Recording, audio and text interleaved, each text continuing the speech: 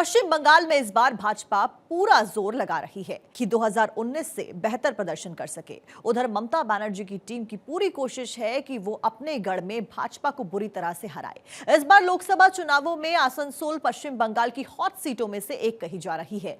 यह सीट कभी माकपा का गढ़ हुआ करती थी और अब इस सीट पर भाजपा और तृणमूल कांग्रेस के बीच में वर्चस्व की जंग चलती हुई दिखाई दे रही है। आप रिपोर्ट देखिए।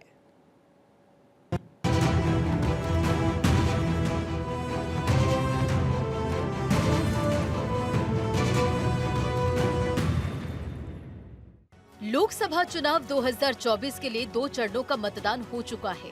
आगामी 7 मई को तीसरे चरण का मतदान किया जाना है। पश्चिम बंगाल में इस बार भाजपा पूरा जोर लगा रही है कि 2019 से बेहतर प्रदर्शन कर सके।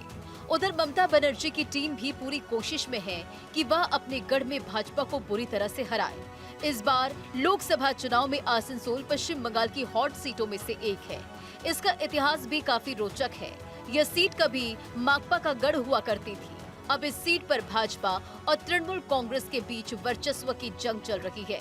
2019 में भाजपा जरूर जीती, लेकिन 2022 उपचुनाव में टीएमसी बाजी मार गई।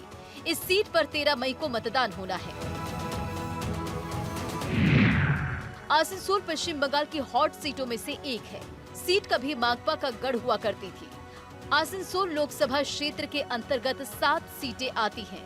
पांडवेश्वर, रानीगंज, जमूरिया, आसनसोल उत्तर, बारबानी, जिस पर तृणमूल कांग्रेस का कब्जा है।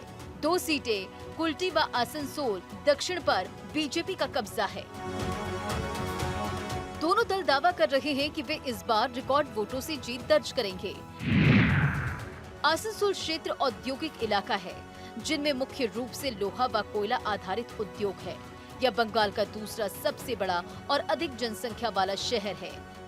आसन एक वृक्ष प्रजाति है जो 30 मीटर तक लंबा होता है। सोल जमीन को कहते हैं और इन्हीं 2 शब्दों से इस सीट का नाम पड़ा है। आसनसोल से चुनाव लड़ रहे शत्रुघ्न सिन्हा ने कहा कि जनता मुझे रिकॉर्ड बहुमत से संसद पहुंचाएगी। मेरी जीत का पिछला रिकॉर्ड भी इस बार टूट जाएगा। आसनसोल संसद के क्षेत्र से लगातार पिछड़ रही तृणमूल की जीत का सपना शत्रुघ्न सिन्हा ने ही साकार किया है। 2014 और 2019 के लोकसभा चुनाव में तृणमूल कांग्रेस के नेताओं ने विजेता बनने के लिए काफी मेहनत की थी। हालांकि भाजपा ने यहाँ बाजी मार ली थी। शत्रुघ्न सिन्हा 1992 के लोकसभा उपचुनाव में राजेश खन्ना के खिलाफ पहली बार चुनाव लड़े थे।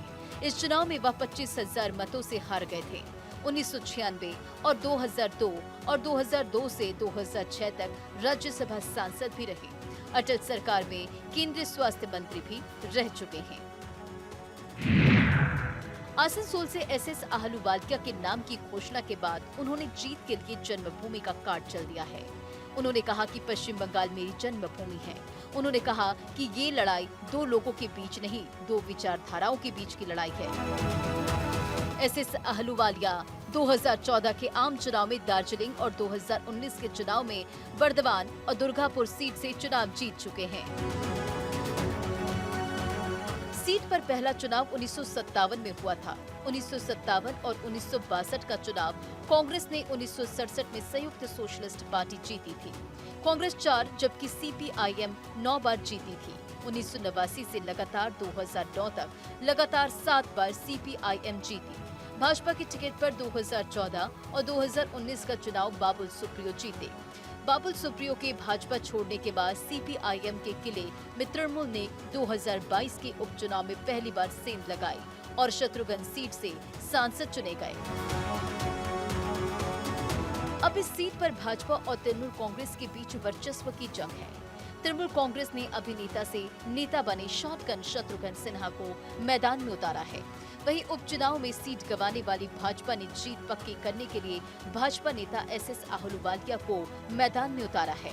बता दें कि भाजपा ने भोजपुरी संगीतकार पवन सिंह को मैदान में उतारा था, लेकिन बाद में उन्होंने नाम वापस ले लिया था।